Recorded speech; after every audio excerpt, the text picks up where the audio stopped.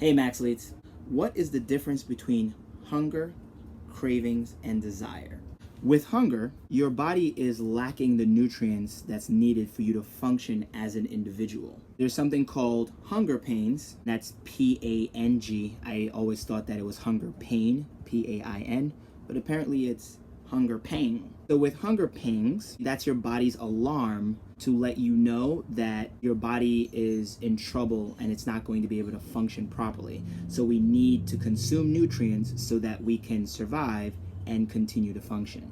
With cravings, your body is sending out a signal that it wants something very specific. Now, a lot of the times these things are internal, so it's not necessarily triggered by anything. It may come out of nowhere where you may just say, you know what, I'm craving something sweet right now, or I'm craving something very salty, or something else. So in that type of situation, there can be many different reasons for that trigger of a craving. It could be hormonal, it could be environmental, it can be so many different things, but usually it's based on an internal trigger. With desire, that's often triggered by one of our five senses. So think of the situation of where you are, having Thanksgiving dinner and you're eating all your food and you're just like, I'm stuffed, I can't eat another bite. And then someone says, who wants pie? And you're like, I do. At that point, you're not really hungry. It's just hearing the word pie offset your desire. That triggered your desire, so now you're going to make room to eat that. So how do we distinguish between those three sensations? Hunger, craving, desire. This is where people often make the mistake. So they'll get something like a stomach ache, or they'll get that, what they perceive as hunger pain, and they'll say, you know what, I'm hungry, so now I gotta eat something. A lot of times, it may not really be hunger pains. It might be one of the other two. It might be cravings, it might be desire. So how do we actually distinguish between those three? One thing is to notice the intensity of that stomach ache. So is it something very, very high that you're having? Is it also a situation where you are having trouble continuing to function as an individual? If you are having some trouble functioning, that might be something that's closer to hunger pains.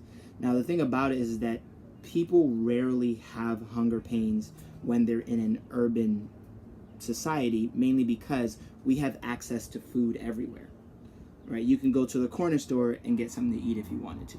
We don't live in the desert. We don't live in centuries ago where we had to hunt for our food. We have access to food. So hunger pains is not typically something that we would have. You would have to be essentially the person that's the workaholic, that you don't eat anything all day. And then maybe you may have that issue. But even then, you'll still probably be able to continue to function at some point because you will eat something. It would have to probably be maybe more than a day or two before you start to really be affected by that, which leaves cravings and desires. Their intensity is actually much lower than it is with hunger. With cravings and desire, they typically don't last as long in terms of intensity. So even if they feel like they're just as intense as hunger, they won't really last throughout. With hunger will continue to last throughout because your body is saying, we need nutrients now so that we can survive. When it's a craving or desire, at some point that's gonna go away. Another thing you can do is wait 10 to 20 minutes to see if that sensation is still there. If it is not there, then you know that it was some sort of a craving or possibly a desire than it was a hunger pain. So that's something that you can also do. Check the intensity of that feeling that you're getting, and then also check the duration of it. If it's a craving or desire, it won't last as long. Now, another thing that you also want to be aware of is that some of the sensations that we have are tied to a psychological component within us. So for some people, when they are perceiving that they're getting hungry, they may get irritated. So for them, they may say, you know what, I can't function as an individual right now. I need to eat some food because I'm irritable. Survival and being irritable are not the same thing. When it's an issue of survival, you can't function because of the fact that your body's systems are essentially starting to shut down and trying to conserve energy.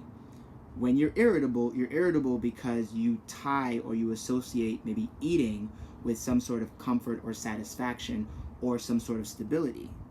So if you're getting irritable, that's not an issue of survival. So that might be something else. But make sure that you know and you're aware of that as well. Thanks very much, guys, for listening. Have a super awesome day. And remember, you max your life.